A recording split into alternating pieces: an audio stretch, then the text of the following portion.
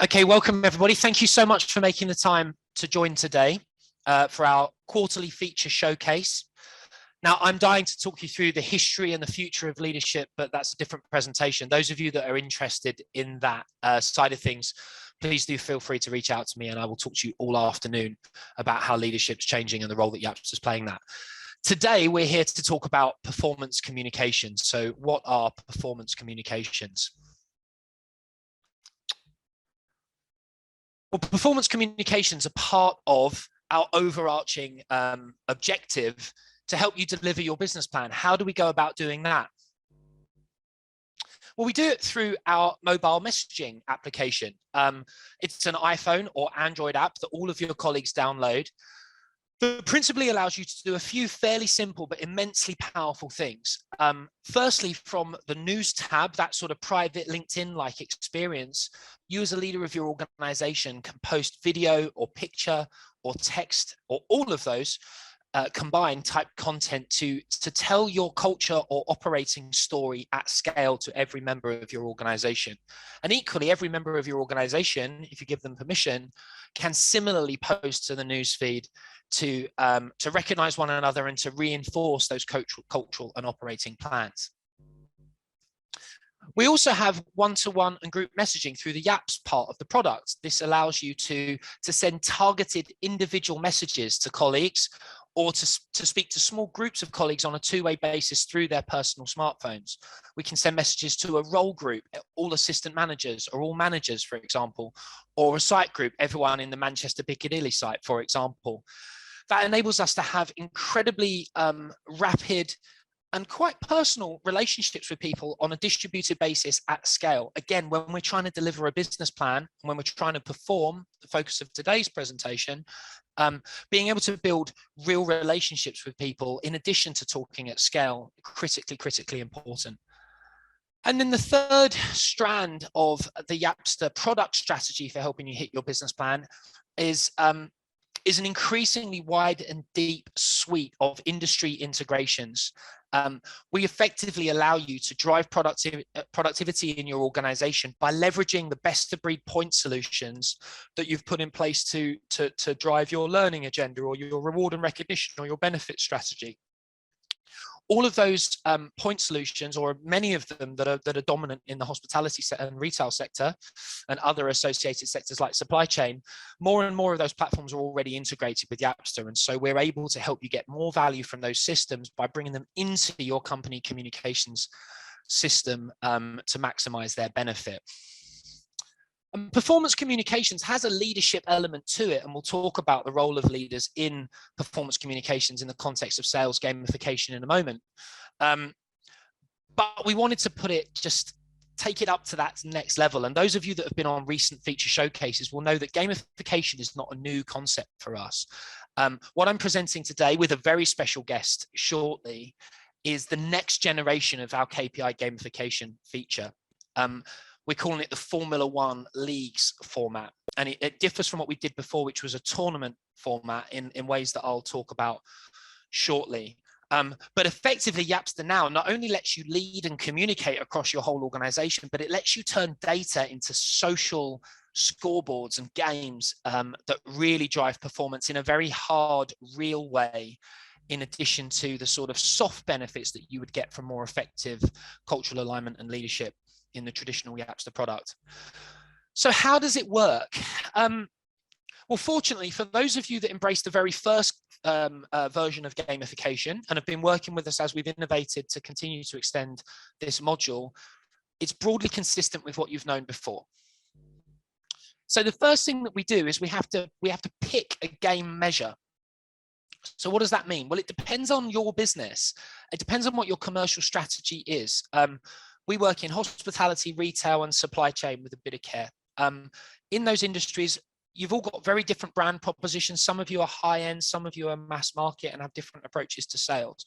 In almost all cases, there's a particular type of customer experience that you're looking to drive that's associated with a given product or service. So, for example, brew house and kitchen, we're just starting doing this with Paragon pubs. We originally did this with the Revere division of Marsden's pubs. might be focused around beer sales as a percentage of all drinks. We're trying to maximize a particular brew because maybe you've got a supplier incentive going on, or it's an in-house brewed drink that's got a higher margin. In the retail world, we've done some stuff around in eyewear, anti-reflective lenses as a percentage of all lenses sold, because the anti-reflective lenses are, again, higher margin products that customers need to be educated on by an enthusiastic frontline workforce that are in the position of authority at the right time with the customer to introduce that higher margin, higher value offer to the customer. A generic catch-all type of game that you might want to run is average transaction value over target. That enables you to run fairly broad games across your whole estate. Or if you're more food-led, you might do desserts or coffees as a percentage of covers. So we need to decide what it is you're trying to gamify and why. And then the next step is we need to integrate with your point of sale data. Now, a privilege to have some of our EPOS partners on the call today. Thank you ever so much for joining, folks. We're really excited about working with you. We know this is a collaborative feature. It's about taking your data and business insight that you already do a great job of presenting to customers to help them advance their commercial strategies, and wrapping that in a messaging universe and making it social to get even more value out of that data. Because of the relationships we've got with you, and now speaking to those of you that are on the operator side, it's fairly likely that if you either have an incumbent EPOS platform or you're thinking about moving to one of the more forward-thinking ones, we probably already have the integration in place in the relationship to enable you to turn your sales data into a nightly feed that we can then gamify with you to present those measures that I just talked about a second ago. Once we've decided what it is you want to gamify and we've got the data feed to come through to turn that into games, we run the matches, and I'll show you what that looks like in a moment. We're effectively visualizing that data to show sites how they're performing versus one another and turning that into something that feels more like sport than work.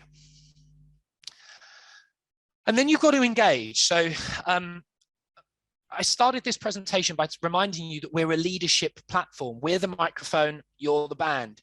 You use us as an inclusive, exhaustive messaging service to reach your people, to tell stories about your culture and operating plans. Although with games, we can automatically create content at scale that gets people going. If you really want to get maximum benefit from this, you need to be jumping into those conversations, engaging and inspiring people to drive the numbers in the direction that you want them to go. Think of yourself as a coach in a sporting metaphor. And if you do all of those things, it will lift sales. We're ever so grateful to those of you on the call that have been working with us on gamification for recent months. And those of you that have seen our webinars before will know that our office is above Shaftesbury Avenue Fire Station, so it wouldn't be a Yapster presentation without a fire engine going past.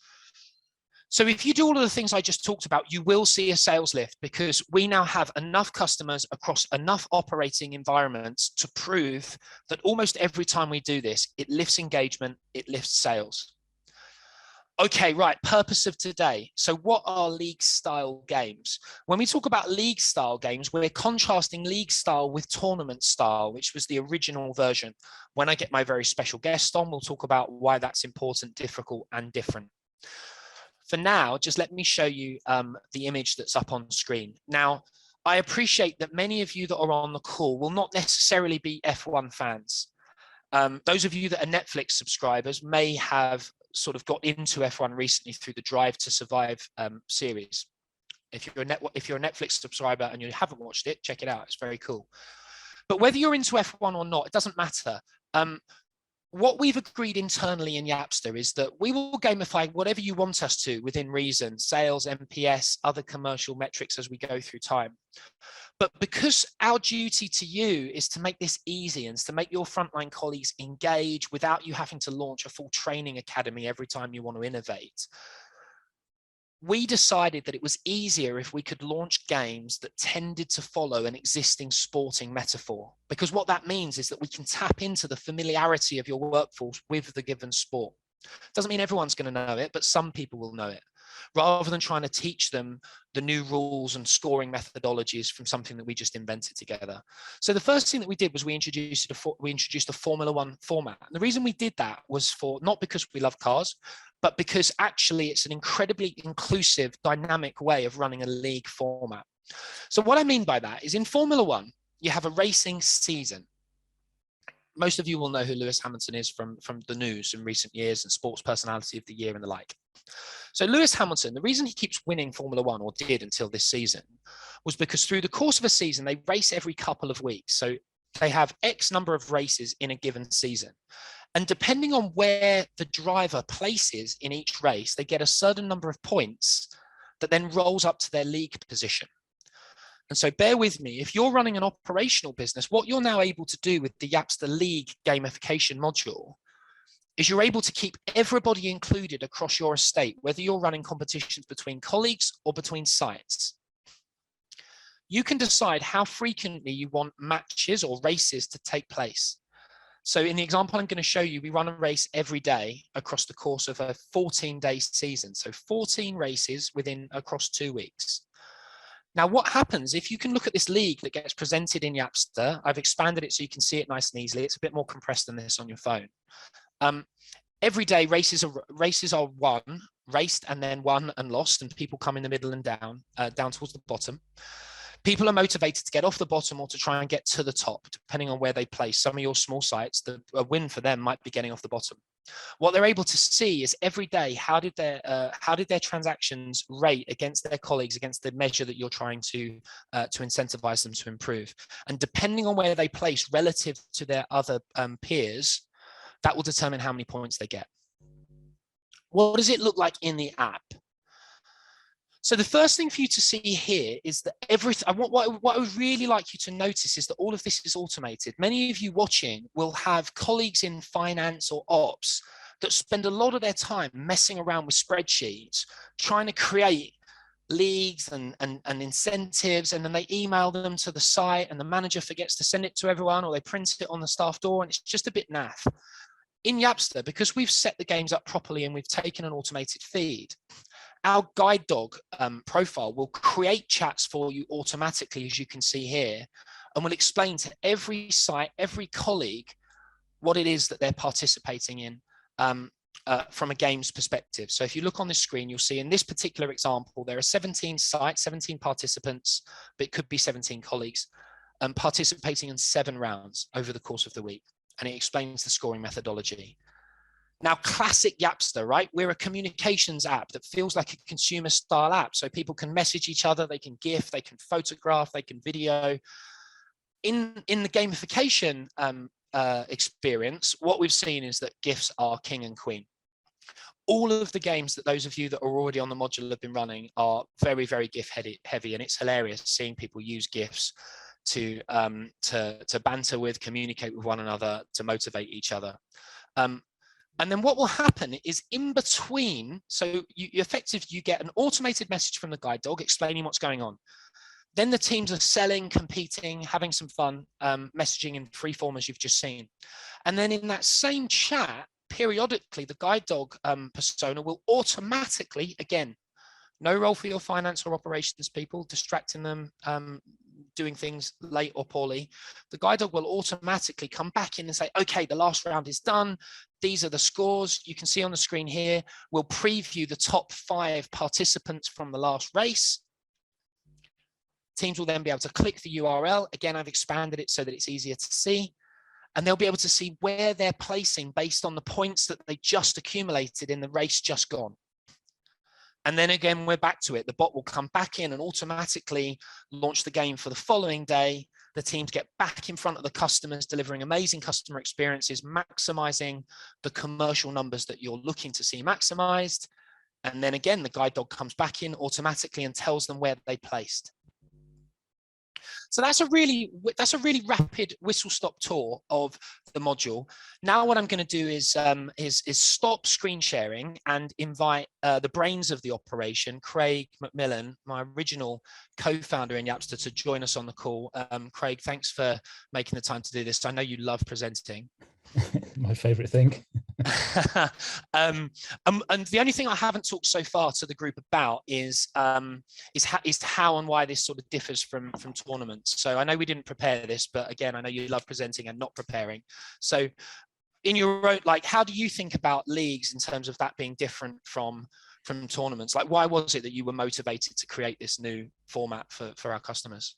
Well, I think we could see with the original knockout tournaments that people were getting really engaged with it. But one of the big disadvantages is that people were getting knocked out. So very early on, in the very first round, you'd lose half of your participants, and then half again. And so after a couple of rounds, even if you're running if you're running daily rounds, after a couple of days, you're down to 25% of your original participants. So people are getting pretty disengaged. So that was probably the key thing that we wanted to solve, and the league format keeps everybody engaged all the way through the season. There's a lot of other things we wanted to do and did do as well, in terms of providing abilities to straightforwardly deal with a wider range of data formats from customers.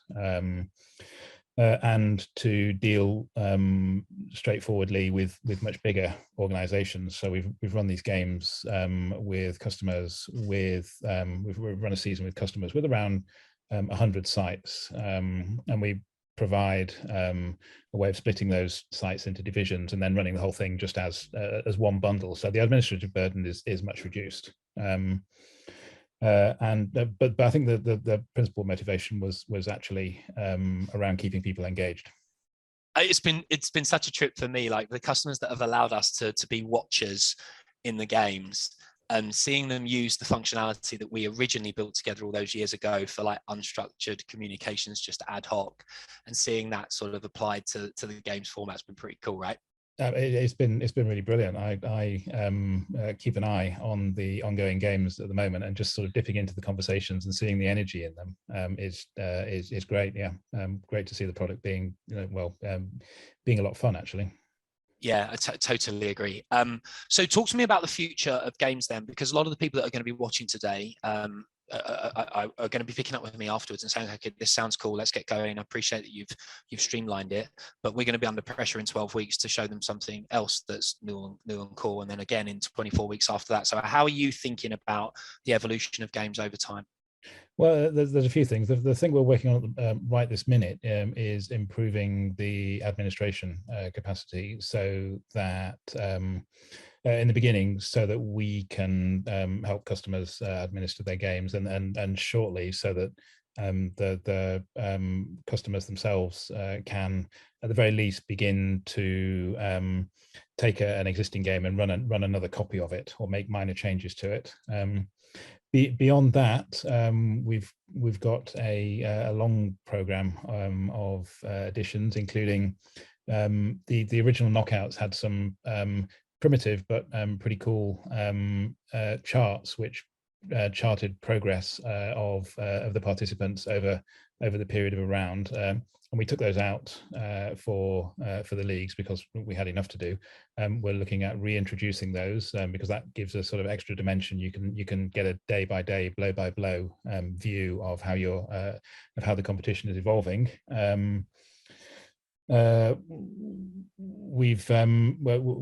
going to introduce some new. Currently, we're doing F1 style leagues where every race has everybody involved. We're going to introduce some football or rugby style leagues where you play one-on-one against another participant. What do you? I mean, I know that this is all new. This is like bleeding edge innovation, and so like we've got the privilege of making it up as we go along with our partners and customers. But if you were to hazard a guess, what would you say is the advantage and the differentiator of running a sort of football rugby type format versus say F1? Because of course people will still be able to use F1 when you introduce the football and rugby style league. Yeah, absolutely. You will in fact be able to mix them up. So I suspect, and we'll be gathering evidence on this. I'm not sure yet, but I suspect that you want to be able to mix it up to keep things interesting. Because as time goes on, running the same format again and again will perhaps get a little stale. So you want to be able to mix things up. And if we introduce one-to-one playoffs, and we reintroduce knockouts, so you can run like a series of knockout rounds after a league, then that gives some tools which which the customers can use to keep things interesting. I agree. I mean, I think for me, Formula One's cool because it's inclusive and everybody races all the time. I think it's going to be really interesting to see when you go back to a head-to-head format. There's something intensely personal, right, about like site A versus site B, not site A competing against sites B to Z. Yeah, very, very much so. And I mean, we see a lot of banter, and as you mentioned, a lot of GIFs in the game conversations. But it's hard for it to be so very personal when there are 15 people or 15 participants in a particular race. So when it's just 2 participants, well, it'd be really interesting to see just how personal it gets. One of the reasons I wanted you to come on this call is everyone knows that I'm an excitable puppy by nature. For those that haven't done our social leader quiz on our website, do it. I am unsurprisingly a golden retriever. Well, can you remember what personality type you were, Craig, when you did it? Can't remember. I'm pretty sure you were a bull terrier. Yeah, that probably fits. Bull terriers, for those of you who don't know, bull terrier type leaders, confident, assertive, love data, don't mind arguing with you. Golden retrievers, if we see a pile of muck, we're going to roll around in it and enjoy ourselves. So Craig and I, that's why we make good co-founders in terms of balancing each other's personalities. But Craig, what I think would be fun to talk about now, again, I know we didn't prepare this, is we've already had some customers start to put their names to the commercial impact of gamification. Colin Sadler, no longer with Revere at Marsden's, but ran that division for a while, did a data analysis with his finance team and ours and saw a 7% uplift in coffee and dessert sales over their control group when you ran your very first version of gamification. We've now got a customer that's running games across a very wide estate where they're suggesting it could be worth like hundreds of thousands of pounds. Now, challenge me, because we've got a social leadership brand that's all about being authentic and accessible and being challenged in public. Where do you think we need to continue to prove commercial impact? What are you excited about in terms of the numbers that are coming through and the customers that are making some fairly bold claims around commercial impact on this? I mean, I think we need to be quite careful, because it is very easy to get, particularly when you see the energy around the games just from the users. But I think we probably need to look at a range of customers and look at and where we can get some control groups in place. And I know the particular customer you're talking about, there is no control group in place in that place. So they've seen some encouraging results, but it's difficult to draw a certified conclusion from that. So when will you let me come on a call and say this is going to be worth £1 million to you if you put it in next quarter? What do we need to achieve for the people that are on the call, partners and customers? What do we need to do collaboratively to all win some innovations and commercial profit, like generating awards? I think we need to basically get some control groups in there. We probably need to do some random allocation of participants into game and control groups and see what happens. Haven't we got one of those running right now? We have a game running right now, but it doesn't have a control group. Because you don't consider sorry, I'm speaking inside baseball with Craig here for those of you who are watching. We're working with another one of our national customers at the moment where one of their areas, all sites within their areas are running a series of games, but the rest of the estate, I would suggest, is a control group because they're not participating. Yes, actually, good point. Yes, you're right. I hadn't thought about that too carefully. We can do that analysis. So yeah. Well, I set that up when I set that up when you challenged me a month ago before I started saying this was going to generate £1 million of incremental sales. Damn, I walked right into your trap there, didn't I? So, so pretty soon you'll be able to have a valid way of saying this will increase your sales, or if you set it up right. So is that your way of saying that you're going to come back and join next quarter's showcase and we're going to present those findings and it's going to be what it's going to be? I think we should do that, yeah. Brilliant. Craig, thank you so much for joining the call. We really appreciate it. And you definitely brought a veneer of intellectual honesty and curiosity that perhaps I can't do on my own. Everyone knows I am the pitch man. It's been a pleasure, and thank you for roping me into the next one as well. Okay. Cheers, Craig. That's all from us in terms of structured remarks. Thank you so much, everybody, for making the time to join. We're ahead of schedule. I snuck in the questions that those of you shared with me while we were talking to Craig. If you've got any more, then we can hang on for a minute or two. My email's rob@yapster.co.uk. Those of you that are existing Yapster customers, you can, of course, Yap me or whoever it is at Yapster that's your primary contact point. We'd love to talk to you about games. As you saw from Craig's contribution, we need more evidence. What we're doing, as far as we know, is a world first, certainly for the sectors that we work in. This is bleeding edge innovation, and we need to be collaborating with our partners and our customers to understand exactly how this feature should evolve, so that it can drive the absolute maximum engagement impact and commercial impact that it possibly can. We will only figure this out with your help. So please do get in touch, whichever part of our stakeholder community you're in. If you've got ideas and experiments that you want to run, hopefully, as has come across in this call, we're extremely excited about this. We will try to mix in some other stuff that we're working on within our core platform over the coming quarters, but I make no promises that we won't be focusing on gamification quite a lot in the coming feature showcases, because it's really clear that we're onto something here. And I think for those of you that start running games, when you start seeing the fun that the colleagues are having, doing something that's traditionally been quite hard to get them to do, hopefully you'll agree to. So please follow us on social if you don't already. Follow our account on LinkedIn, follow us on all of the interwebs, Twitter, Instagram, all of that good stuff. We love to see what you're doing socially as well. We love to hear about your business initiatives, the products that you're introducing to your business. As I said at the beginning, we love to integrate. So please, let's connect on social so we can follow your news and we can continue to innovate together. Thank you again for joining. Have a great afternoon. All, see you soon.